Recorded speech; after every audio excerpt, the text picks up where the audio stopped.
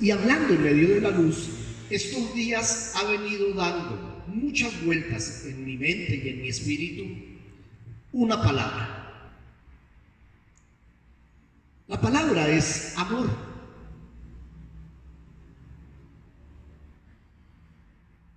Desde que estuve estudiando los idiomas bíblicos, cada vez que me entra una inquietud por una palabra, voy a la concordancia y voy. Si es en el Nuevo Testamento, voy al griego, y si no, voy al hebreo. Y cuando empecé a estudiar acerca del amor como un tema personal para mí, me di cuenta que no era un tema para mí únicamente, sino para la iglesia. Y me llamaba la atención el Espíritu Santo en una realidad. La Biblia es un tratado acerca del amor. Ustedes lo sabían, yo se los he dicho muchas veces. La Biblia es un tratado acerca del amor. ¿De qué amor? Del amor de Dios hacia nosotros, del amor entre nosotros y del amor de nosotros hacia Dios. De eso se trata la Biblia. De hecho, el versículo central de la Biblia del que hemos hablado es Juan 3:16. ¿Y qué dice Juan 3:16? Porque de tal manera amó Dios al mundo que diseñó el plan de redención. La Biblia es un manual de redención que tiene como base el amor de Dios. Y para mí fue bien interesante ver que desde el capítulo 1 de Génesis, del Bereshit, que significa del inicio, hasta el capítulo 22 de Apocalipsis, los dos versículos se encuentran en un tema especial, y es relación.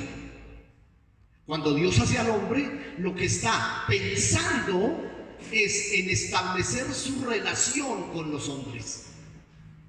Por eso crea a Adán. Pero la base de la relación debe ser el amor. Y guarde esto en su corazón. La base de la relación de Dios conmigo es el amor. La base de nuestra relación entre seres humanos, entre hermanos, entre esposos, entre compañeros, debe ser el amor. Y la base de nuestro amor para Dios debe ser también el amor, el que le damos a Él. Pero como es una palabra tan trillada, y excusen la palabra, hemos minimizado la dimensión, la proyección y el alcance del amor, tanto que lo hemos confundido. No hemos alcanzado a dimensionar esa palabra que para efectos nuestros es el ágape, es el amor perfecto de Dios, es la palabra que usa el apóstol Pablo en 1 Corintios 13, quien de una manera abrupta, cuando está hablando de doctrina de los dones del Espíritu Santo, corta con la doctrina para hablar acerca de la preeminencia del amor.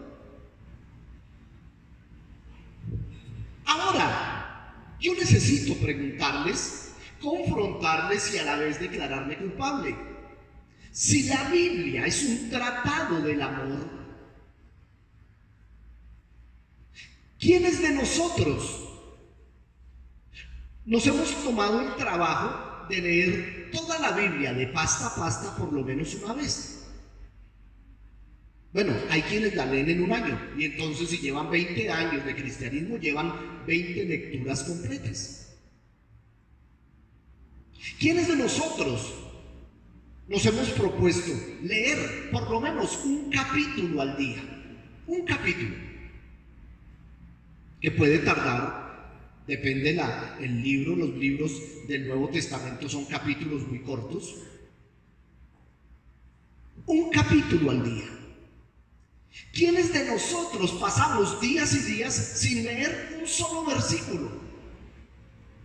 Si la Biblia es un tratado del amor y no estamos escudriñándola, cada vez vamos a recibir más la información que el mundo nos da acerca del amor, y vamos a estar dejando de lado la realidad del amor de Dios. Tenemos reunión virtual casi todos los días, martes, miércoles, jueves. Y si no, los domingos no es virtual, es presencial. Y entonces, en una de estas madrugadas, que extrañamente, digo extrañamente, porque yo era de los que dormía hace muchos años de 10 de la noche a 4 o 5 de la mañana, pero llevo ya mucho tiempo despertándome a las 3 de la madrugada y quedo muy despierto. No es a dar vueltas en la cama, no, quedo despierto y yo sé por qué me despierto y entonces tengo que ir a la palabra. Y yo decía, si tenemos los grupos de estudio, grupo de escuela de siervos, necesito exhortar a la iglesia todos los días, no diciéndoles lean un capítulo, sino hoy nos corresponde leer los capítulos tal y tal. Y si tengo que leerlos en el espacio que tenemos de WhatsApp, no me van a cobrar por eso. Pero en las noches también podría interactuar y decirles cómo nos fue con la lectura de esto. Es decir, si la Biblia es un tratado de amor y la Biblia es la palabra de Dios, la pregunta es, ¿qué te dijo hoy Dios? Todos los días. Y entonces a través de los grupos, Adrianita, ¿qué te dijo Dios hoy? Y sin duda tendrías una respuesta. Humberto, ¿qué te dijo Dios hoy? Y tendrías una respuesta. Porque entenderás que al leer la palabra, estás escuchando al Dios que te creó y que te ama y que está dando escuchen la palabra, instrucción, dirección y guía para nuestra vida. Ustedes saben que la Torá, que es como conocen los hebreos al Antiguo Testamento, aunque ustedes saben que la Torá es el Pentateuco, pero ellos entienden, o nosotros entendemos la Torá como toda la palabra, pero Torá significa instrucción. Es decir, si no leemos la palabra, salimos a manejar nuestra vida sin instrucciones. A mí me impacta lo que hacen los pilotos de los aviones. Los personajes pueden llevar 10.000 horas de vuelo y sin embargo se sientan en su lugar y empiezan a leer fiel y detalladamente las instrucciones de algo que ellos ya saben. Y sin embargo, por protocolo, como si fueran novatos. Y yo digo, si la instrucción de Dios, que es su bendita palabra, día a día nos dice, un momentico, no salgas a enfrentar la vida de hoy sin instrucción. Nuestro entorno latinoamericano tiene algo. Somos especialistas en comprar un dispositivo electrónico o un mueble o alguna cosa, coger las instrucciones, ponerlas a un lado y empezar a armar. Y cuando las cosas salen mal, entonces ¿qué hacemos? Cogemos las instrucciones a ver en dónde fue que nos equivocamos. Eso nos pasa a todos. Cuando lo correcto es, un momentico, antes de empezar a colocar el primer tornillo o tocar el primer botón, lea todas las instrucciones. Si la Biblia es la instrucción de Dios para el manejo de nuestra vida, ahora sí estoy entendiendo por qué a título personal tantas cosas salen mal. Porque cuando sale el problema, entonces vengo a la palabra a buscar en dónde me equivoqué. ¿Cuál fue el botón que oprimí mal? ¿Cuál fue la pieza que no puse en el orden que era? Dios en su amor entonces empieza a hacer algo que Pablo se lo dijo a Timoteo en la segunda carta, en el capítulo 3, versículo 16, cuando le dijo que toda la escritura es inspirada por Dios y útil para. Y entonces empieza a decir ¿para qué? No solamente para instrucción, sino también para corrección. Es decir, si no la usé como instrucciones, sí la puedo usar para remediar.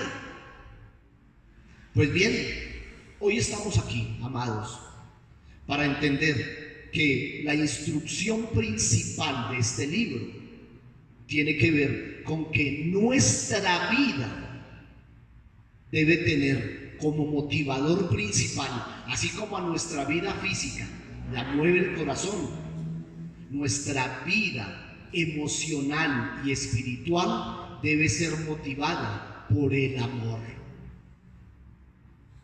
¿Qué amor? El amor que Dios puso en nosotros cuando nacimos de nuevo, porque dejó de ser el amor que aprendimos del mundo para pasar a ser el amor que en Primera de Corintios capítulo 13, que ahora vamos a ver, es el que nos dice la manera de mostrar el amor de Dios.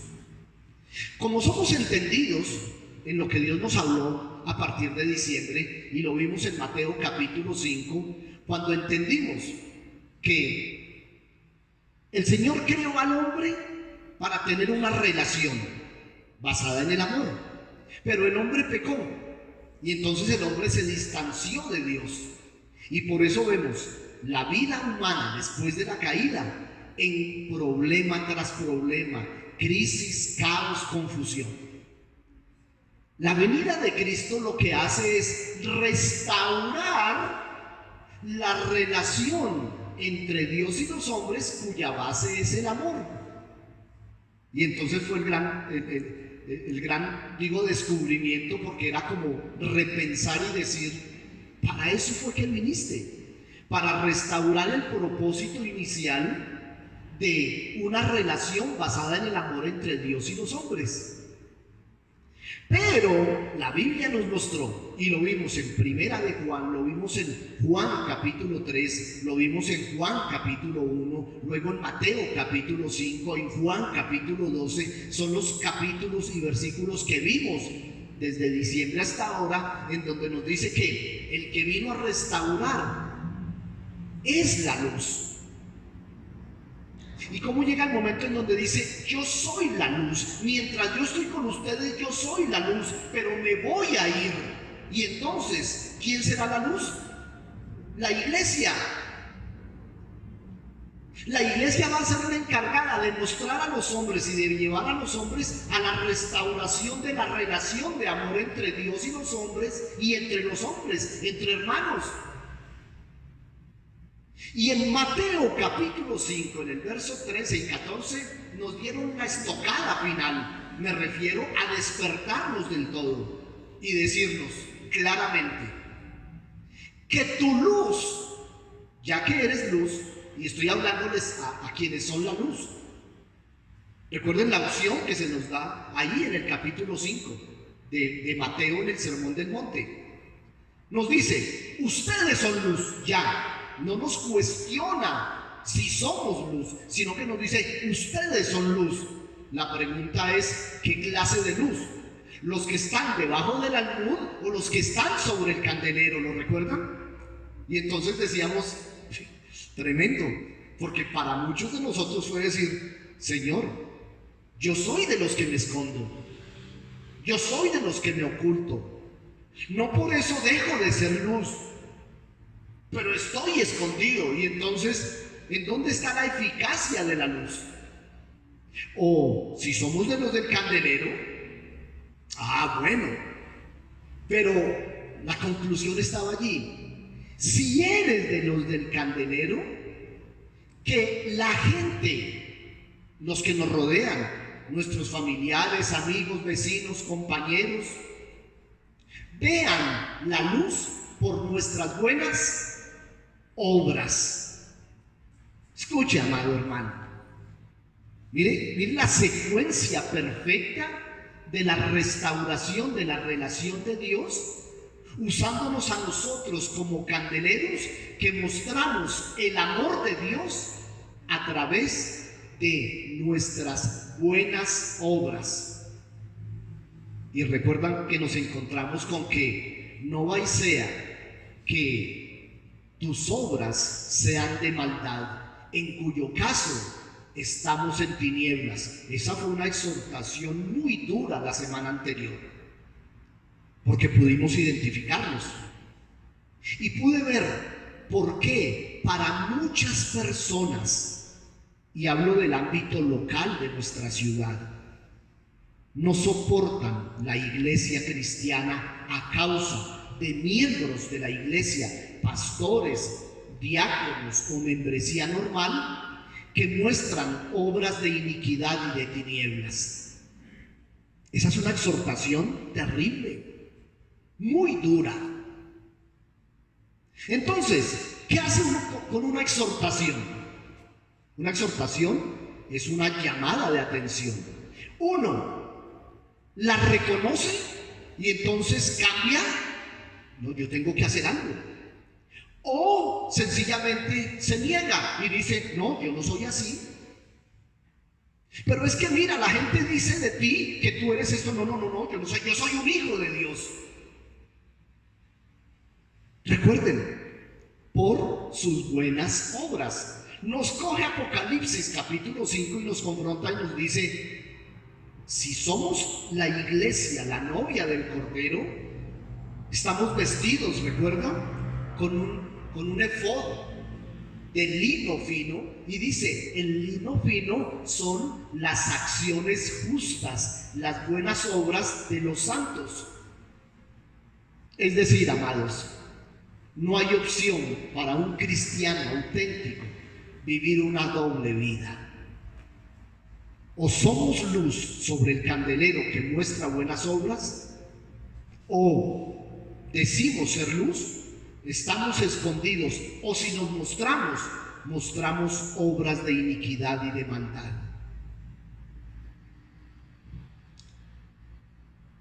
Mi esposa, mi vecina de almohada, conoce el descontento que he tenido en estos días, casi que específicamente esta semana, a causa de la política, porque como tenemos elecciones mejor dicho, estos meses son,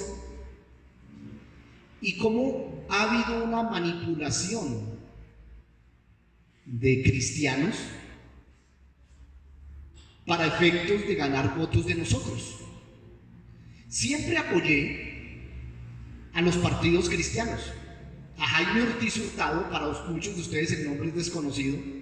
Jaime Ortiz Hurtado fue una cabeza cristiana en Colombia, de una rectitud y una honestidad, que fue uno de los presidentes de la Constituyente del 91, y el mundo quedó impactado al ver el carácter de ese hombre. El hombre puso el carácter moral a la Constituyente. Él fue rector del seminario bíblico donde yo estudié. Y entonces se creó el Partido Nacional Cristiano en los años 90. Y obviamente, cuando tomamos el versículo de Proverbios, cuando dice que si el justo gobierna, el pueblo se alegra, entonces yo dije, pues hay que apoyar a los hermanos cristianos. Luego se lanzaron como... murió Jaime Ortiz, porque era un anciano ya, y el Partido Libres, que era un león, y cuando estábamos donde Amanda, allá iban, y yo no los subía a ellos, pero sí les decía, allí a la salida hay unos hermanos cristianos de tal iglesia que están pidiendo un voto, y uno decía, pues hay que colaborar por ellos. Luego salió el partido Colombia Justa, y se unieron con Libres y crearon el partido Colombia Justa Libres, y los apoyamos. Y en las elecciones anteriores salió un senador y 2 concejales, y uno dice, bueno, eso está bien, porque si el justo gobierna, de hecho ellos ayudaron mucho en la época de la pandemia, porque ellos hicieron toda la gestión para la reapertura de iglesias, y hasta ahí todo va bien. El problema es que ahora muestran el logo de Colombia Justa Libres unido al logo de Mira. Mira, que se conocen en el mundo secular como una iglesia cristiana, y hoy no estoy hablando de política, estoy hablando del amor de Dios, pero ya les voy a decir por qué tocó este punto. Creo que no es nuevo para nosotros saber lo que representa. Mira, para el mundo es un partido cristiano, pero para nosotros sabemos doctrinalmente lo que son. Entonces no, nada que ver. Y sin embargo, se aliaron, se asociaron, hicieron una yunta. Y ustedes saben de qué hablo, porque hemos hablado del yugo desigual. Para ganar más votos, para llevar más gente al Senado, para ganar una presidencia de la República. Y entonces recordé indefectiblemente a Primera de Crónicas, capítulo 20, cuando Josafat, un rey justo, hizo sociedad con Ocosías, el hijo de Jezabel, en beneficio de los dos. Y ya sabemos lo que Dios hizo, ¿lo recuerdan? Hicieron barcos y cuando los iban a inaugurar vino una tempestad y los hundió a todos, los de Josafat y los de Ocosías. Y entonces mi esposa sabe que en estos días he estado como inquieto por eso, porque me han estado llamando para decirme: pastor, que su iglesia nos apoye. Con esa N allí atravesada, no puedo ir. ¿Por qué? Porque ese grupo y su líder han sido luz en un candelero, mostrando iniquidad. De esa manera les hablo.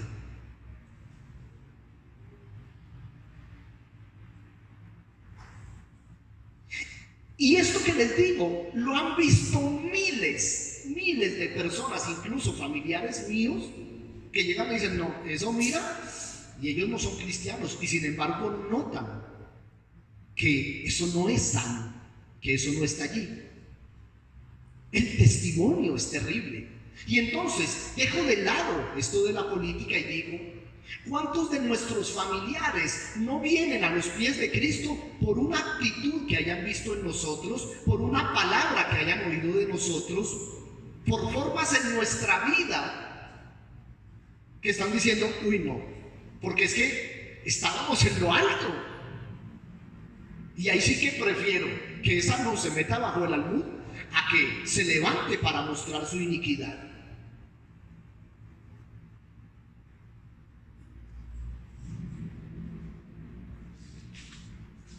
Estoy llevando una secuencia, una ruta que termina en el libro de Apocalipsis, capítulo 2. Porque necesito decirles, iglesia, ¿por qué razón la iglesia de Éfeso perdió su primer amor? Todo esto que les he dicho es nada más que el antecedente y el contexto para decirles por qué razón una iglesia como la de Éfeso llegó a perder el primer amor. No porque haya un segundo amor. Este versículo, el capítulo 2, del 4 en adelante, lo estudié en el griego. Y la palabra no es que perdió su primer amor. La palabra original del griego dice que dejó ir, escuche, dejó ir su amor por Dios. Cuando me puse a analizar la palabra de dejar ir, ¿por qué razón deja uno ir algo? Para coger otra cosa. Si un niño tiene un juguete que le gusta y alguien le muestra uno mejor, dejan ir ese para coger el de ahora. La iglesia de Éfeso, que está narrada en Apocalipsis, corresponde al año 100, escrita por Juan. La iglesia cristiana tuvo su dimensión de espiritualidad más alta en esa generación, desde el año 33 de Pentecostés hasta el año 100. Fue una iglesia que amaba tanto a Dios que de allí surgieron los mártires. Es decir, amaban tanto a Dios que les decían: niegue a Dios, niegue a Cristo, niegue la cruz de Cristo, blasfeme contra Cristo y no padecerá. Y ellos preferían morir, ir al circo como comida de leones, o ser incinerados, crucificados o torturados. Pero era tanto el amor por su Señor, por Jesucristo, que preferían la muerte antes que negar el nombre de Cristo, la persona de Cristo. Si vamos a ir a Apocalipsis capítulo 2, por obligación tenemos que buscar el antecedente en Apocalipsis capítulo 1. Y vamos a empezar por allí.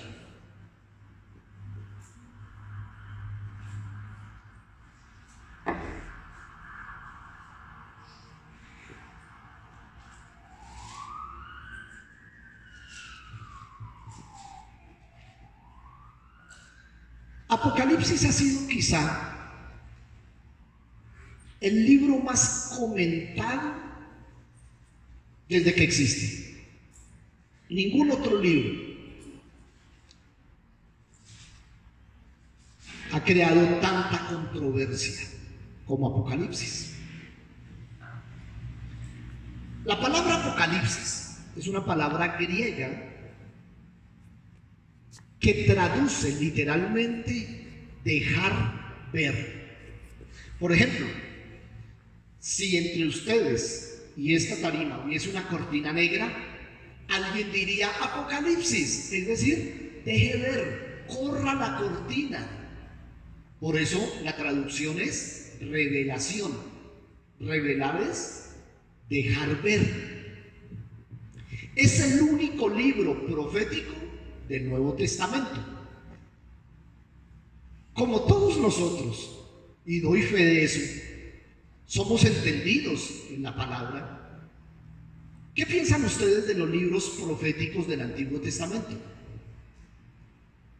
Los libros proféticos, a excepción de unas porciones de Ezequiel y de Daniel, todos los profetas que dejaron su profecía escrita aquí, ya se cumplió. Es decir, hay testimonio fiel que la profecía del Antiguo Testamento se cumplió cabalmente en sus tiempos, en sus formas, en sus detalles, en sus personajes, perfectamente.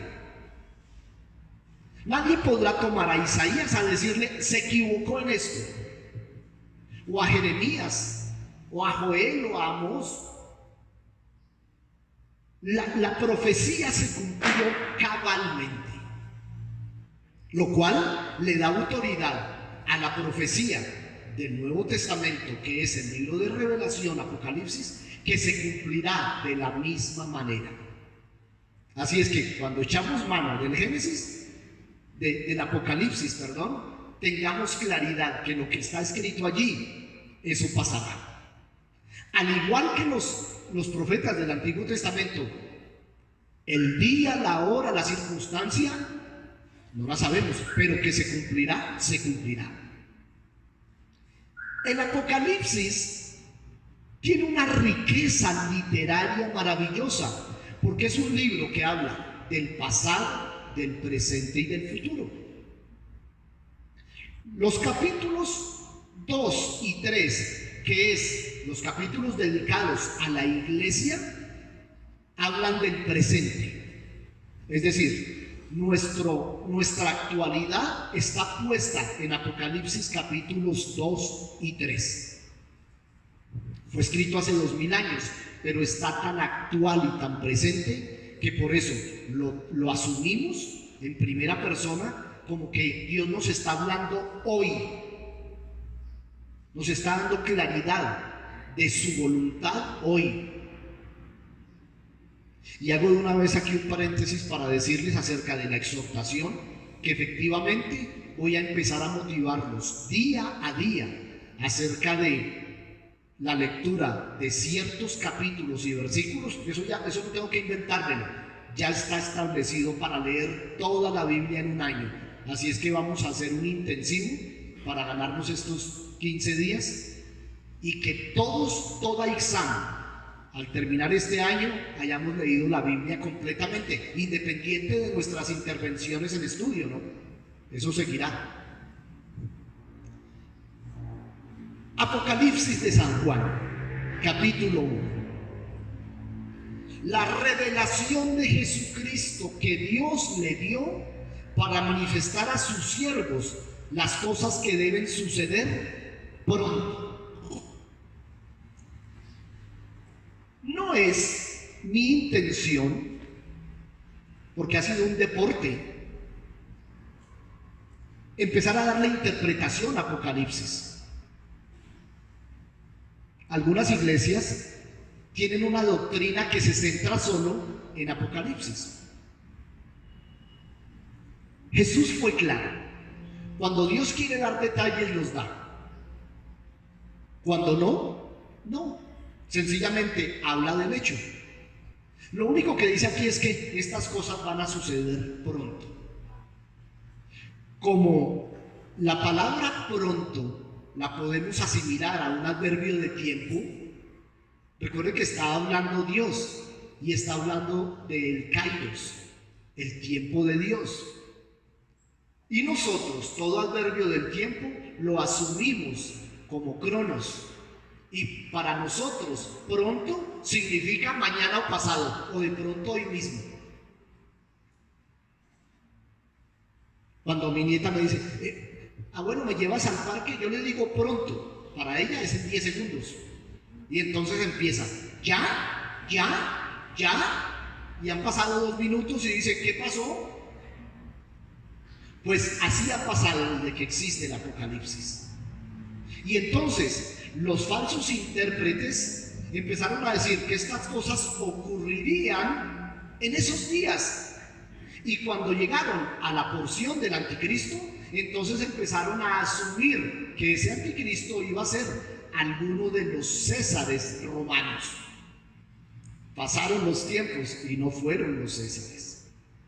Y entonces, cuando viene el Islam, lo asocian con las figuras del Islam. Tampoco pasó. Y cuando viene el Renacimiento, se lo dan a reyes. Tampoco pasó. Y en los tiempos de Napoleón también fue interpretado como el anticristo. Y en el siglo XX decían que era Hitler. Lo último, en la década anterior, decían que era Sarkozy.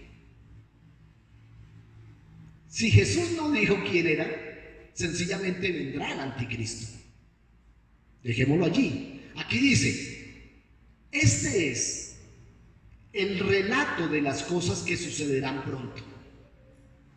Y alguien diría, bueno, si es así, entonces, ¿cómo hacemos para saber cuándo será ese pronto? Y entonces nos vamos a Mateo capítulo 24 y encontramos las famosas señales.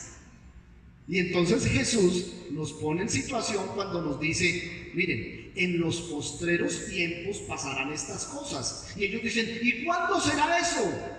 Y él dice, escuchen bien, habrá guerras y rumores de guerras, pestes, pandemias, terremotos, y empieza a dar la descripción de los hechos materiales que van a mostrar cuáles son los tiempos finales.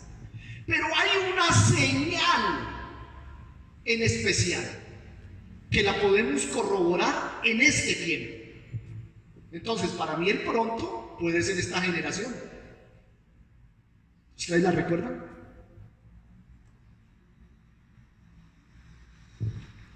El amor de los hombres se enfriará, tanto entre ellos como por Dios. Padres no tendrán el amor por sus hijos, los hijos por sus padres, los esposos por sus esposas, los hermanos. Y uno dice, Dios, yo sé que maldad ha habido siempre, pero estos tiempos en especial, cuando uno ve las noticias, uno dice, Dios, ¿en qué terminó el matrimonio? El matrimonio terminó en un punto en el que allí en la notaría, al momento de estar firmando el acta de matrimonio, hay un espacio en blanco reservado para el divorcio. Hasta allí llegamos. ¿En qué quedó el amor entre hermanos? En que los padres durante la vida trabajaron y dejaron una casita Y cuando murieron, los hermanos terminaron de enemigos, peleándose por las cortinas, las puertas o el piso. ¿En qué quedó el amor entre la raza humana? Yo soy de la época en donde raponeaban un reloj o se robaban un limpiabrisa, una plumilla, era lo que se robaban hace 40 o 50 años. Y uno se aterraba de la maldad de las personas. Hoy por robarle a una mujer, un niño, un celular, primero lo matan y después lo esculcan. Y uno dice, ¿qué pasó? Y ni hablar del amor por Dios.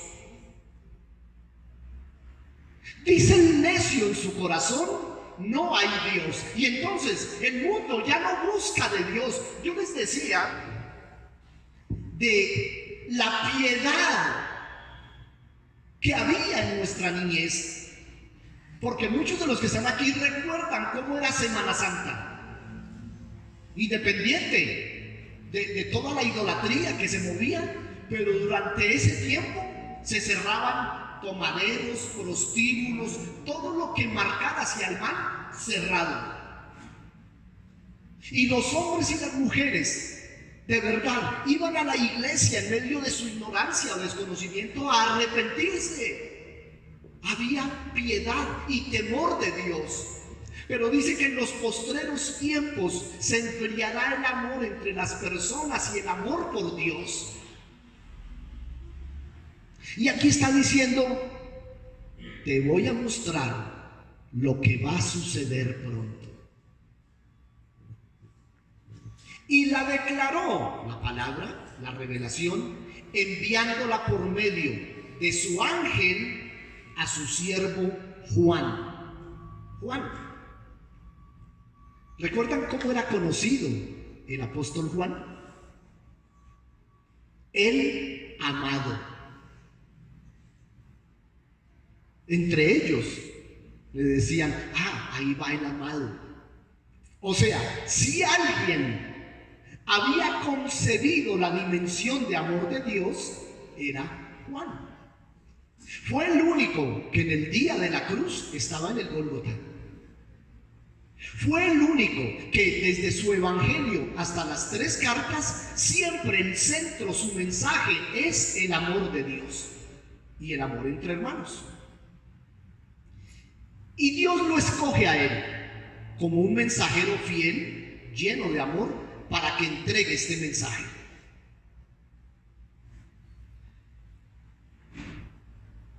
Que ha dado testimonio de la palabra de Dios y del testimonio de Jesucristo y de todas las cosas que ha visto. Al igual que Moisés con el tabernáculo, ¿lo recuerdan? Le dejó ver. Moisés, miren, si ve ese tabernáculo celestial, así va a ser. A Juan le dijo, venga para acá. Mire usted las cosas que pasarán pronto. Por eso Juan dice que estaba muy conmovido y decía, y vi que descendió de los cielos. Él lo había visto. Y entonces Juan lo que está haciendo es testificando. Y eso cobra mucho valor.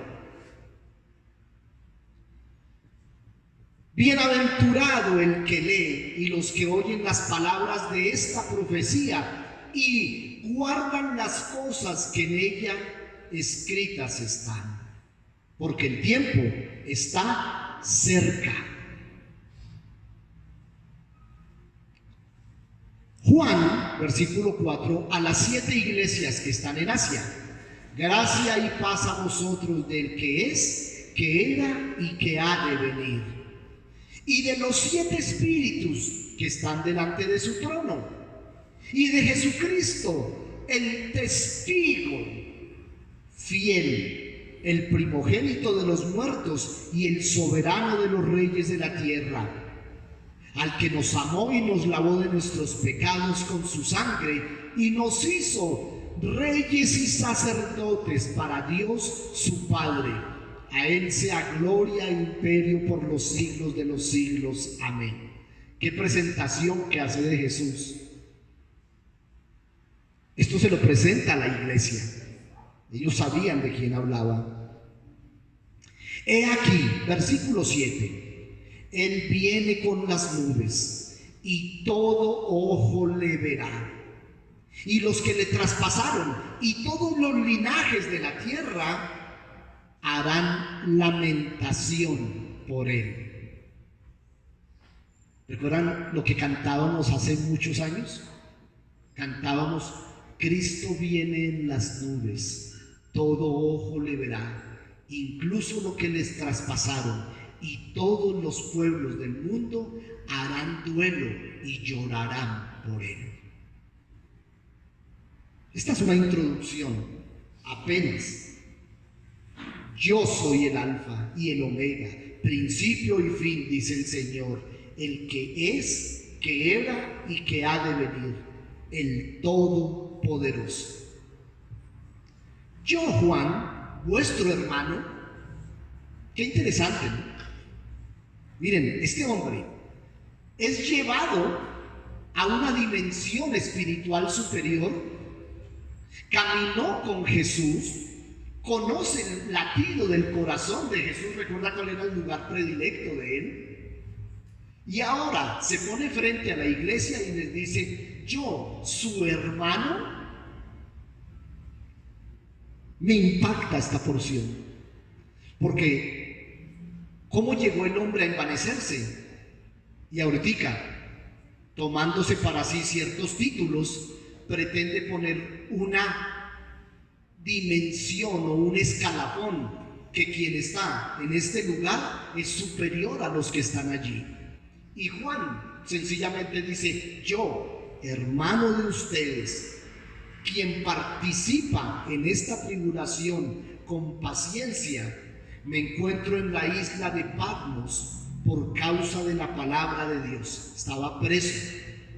Y un día de estos, recuerda que los jueves, y les hago una invitación a ustedes que están aquí, recuerda que los jueves vamos a terminar tabernáculo y tenemos tema libre para hablar de muchas cosas que generan en ustedes dudas, o cosas que oyen y quieren saber: ¿esto es de Dios? ¿Esto es bíblico? Y entonces en una de estas quiero hablarles de Juan y la razón específica por qué estaba preso en Patmos.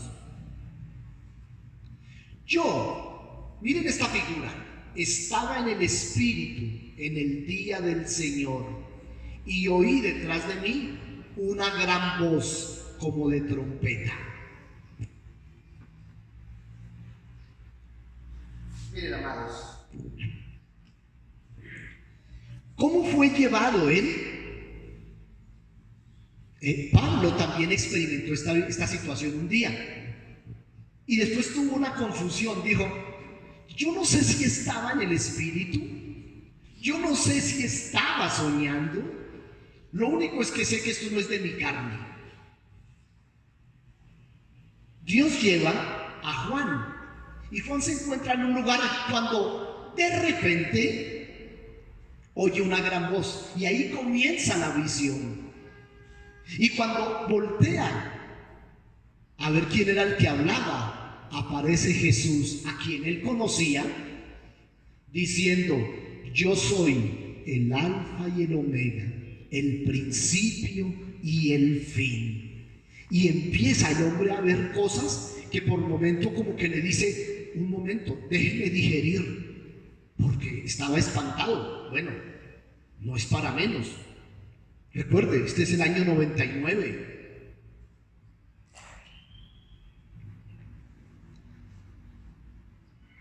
Juan, escribe en un libro lo que ves y envíalo a las 7 iglesias que están en Asia: a Éfeso, Esmirna, Pérgamo, Tiatira, Sardis, Filadelfia y la Odisea.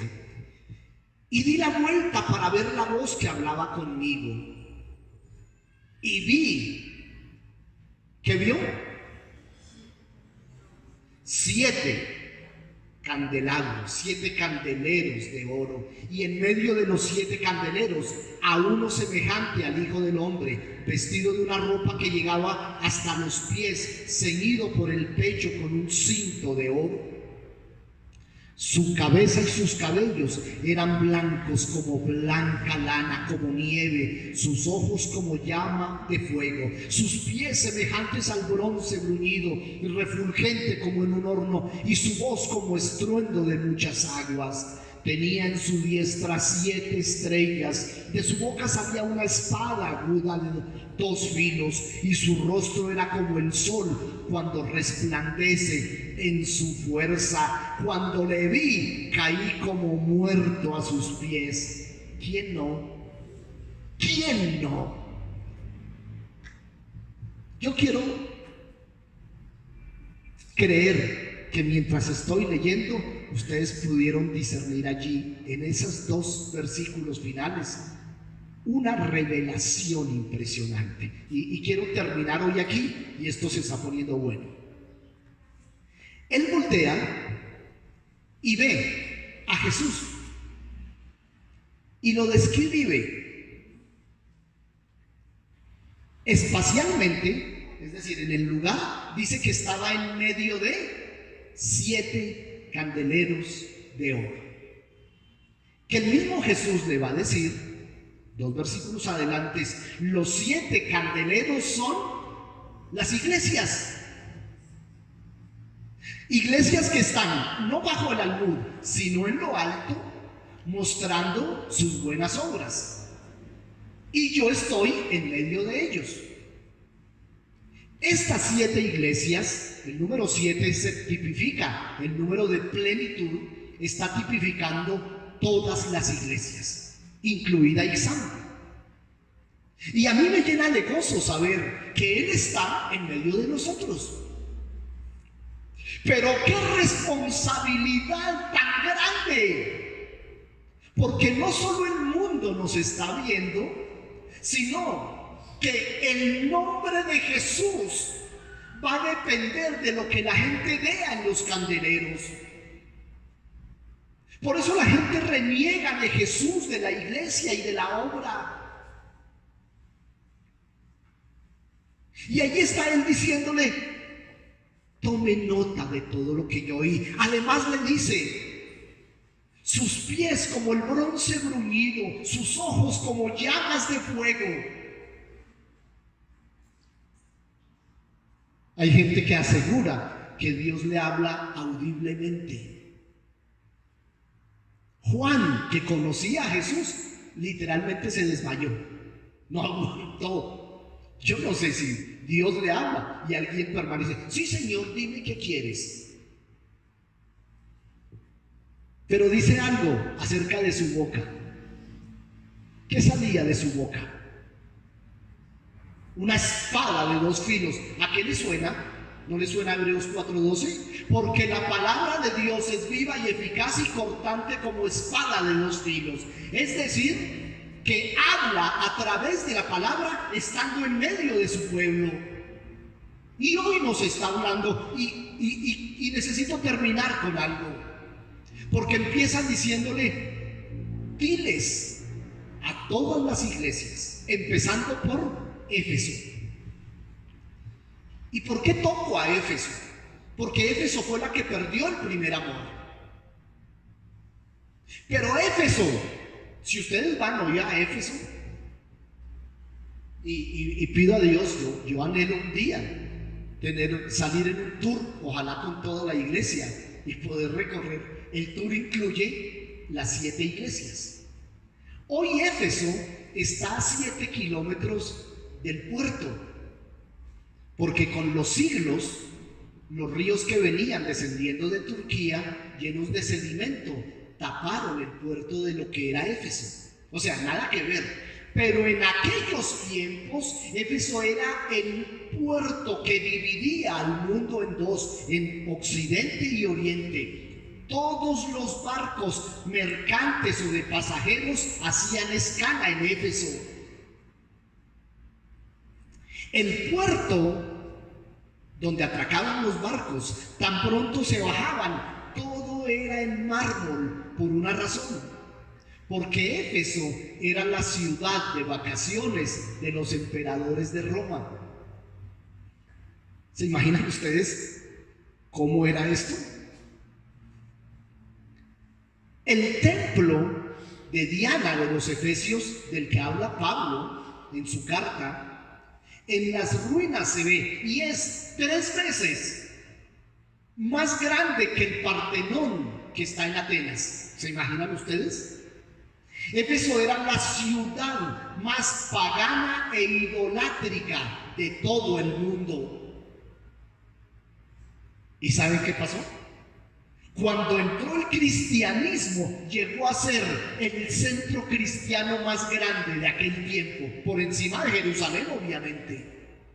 Y entonces, en los tiempos de Juan, la gente entraba y estaba todo en barro, pero al fondo la señal de la cruz levantada en una asta muy alta le mostraba a esta gente que la ciudad idolátrica había terminado siendo cristianizada. Una ciudad de 200,000 habitantes en ese tiempo. ¿Por qué razón? Por un candelero, la iglesia cristiana de Éfeso haciendo buenas obras. Les dejo con esta pregunta: ¿por qué dejaron ir su amor? Porque hasta ahora todo sonaba. ¿Por qué dejaron ir su amor? Porque dice: tengo contra ustedes que dejaron ir su amor.